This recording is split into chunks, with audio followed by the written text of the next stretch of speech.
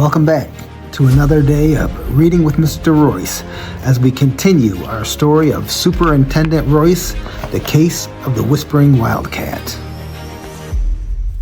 We left off at the end of Chapter 5, and we begin with Chapter 6, Out of District. Amelia wasn't having it. She yanked open the cabinet door. The once vibrant portal had dimmed to a faint yellow glow pulsing weakly in the dark.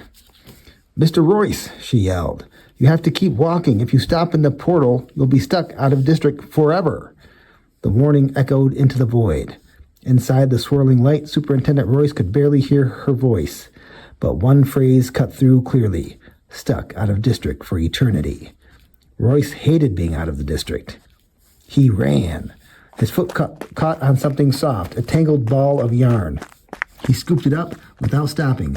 A flash of silver caught his eye. 2 more disco balls rolled past. He grabbed those too. Then he heard it. Sah! The woods. A whisper. He turned, chasing the sound. Outside the cabinet, the kids held their breath as a last flicker of light winked out. The portal was gone. Superintendent Royce had vanished.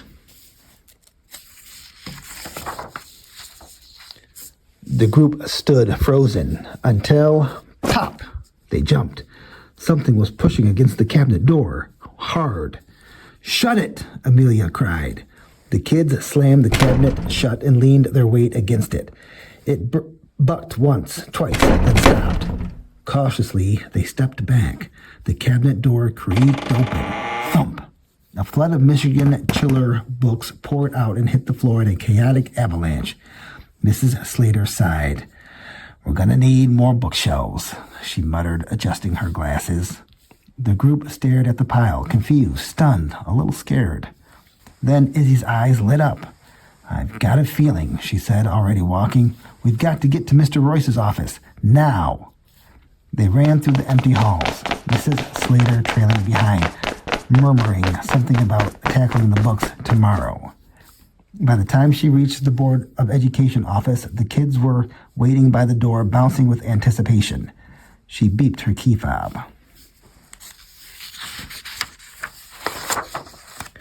Click. The door opened. They bolted for Mr. Royce's office, now moving quietly, almost reverently. Inside, it looked normal at first. Then they saw it. A glow, bright and unnatural, spilling from beneath the crack of the closet door. Izzy stepped forward. She pulled the handle. Whoosh! The door swung open. Inside, a swirl of motion, black shirts, purple ties, purple and gold sneakers, all sucked away into the portal's glow. The back wall was scratched with long claw marks.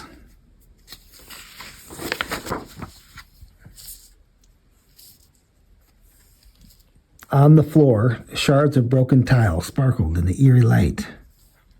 The air howled with the strange whooshing sound like wind and breath, and a voice all at once. Izzy's voice cracked as she called out, "Mr. Royce!" Rowan shouted too. "We're here! Come back!" The light surged. Then, everything went silent. Chapter 7. Return of the Superintendent. The closet door creaked slowly open. From the glowing light, Superintendent Royce emerged, staggering, scratched and disheveled. Something rough and wiry clung to his chin. Kinsley gasped. "Is that a beard?" Rowan blinked. How long was he gone? It's only been 15 minutes. Time, it seemed, moved differently inside the portal. In his right hand, Mr. Royce held something tattered and twitching. A long tail, or at least the remains of one. He collapsed into his office chair, clutching his side. Scratches ran up and down his arms like a map of battles fought.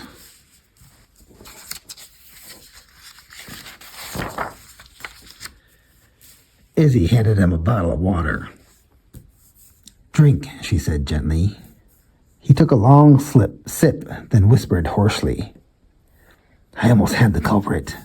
The kids leaned in, holding their breath.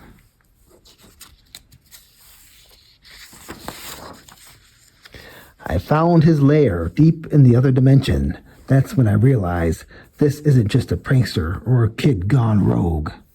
He paused, then sat up straighter, a fire flickering in his eyes. The yarn, the shiny disco balls, the claw marks, it all fits. These were signs. He held up the tail fragment like a trophy.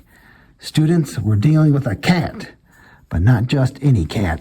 This one's the size of a short adult, strong as 2 grown men, fast as a cheetah, cunning like a fox. It's, he paused for dramatic effect, the Onstead Wildcat mascot. The room went silent. The real thing, he said. A spirit animal, a guardian, a living legend that protects and inspires all of Onstead. The student's eyes widened in awe. Taking another sip of water, Mr. Royce's voice grew stronger. It didn't want to hurt anyone. It just wanted to see if you all were worthy, to work as a team. It took the yarn and the disco balls because it wanted to play, just like you. It's curious, creative, bold, and a little mischievous. He smiled at each of them. You rose to the challenge. You followed the clues. You showed courage. You helped me crack the case. He raised the tail one more time. You showed a true Wildcat teamwork.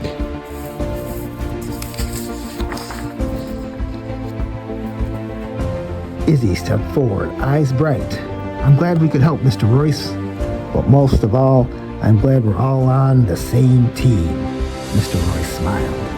Then, with all the strength he had left, he raised his arm high and shouted, "Let's go, Wildcats!" And in that moment, the superintendent, the teacher, and every student in the room knew they had solved the mystery, they had discovered a legend, and they were part of something bigger than themselves. The end. That is it. That is the end of Superintendent Royce in the case of the Whispering Wildcat. Remember, read just 15 minutes in the morning and 15 minutes in the afternoon, and you will become a much better reader. Go Wildcat!